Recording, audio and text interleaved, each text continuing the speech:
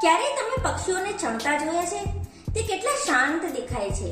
આવતીકાલની તેમને ચિંતા જરાય નથી હોતી, કારણ કે ભગવાન ઉપર તેમને વિશ્વાસ હોય છે કે આવતીકાલ માટે પણ તે કોઈને મારા માટે ચોક્કસથી મોકલશે અને તેમનું ભોજન તેમને પૂરું પાડશે.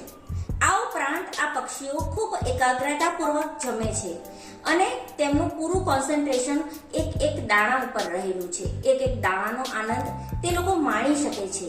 લોકો ખૂબ ખુશ રહે છે અને કલરવ કરતા ગીતો ગાય છે. તેથી તે આપણને જોવા ગમે છે.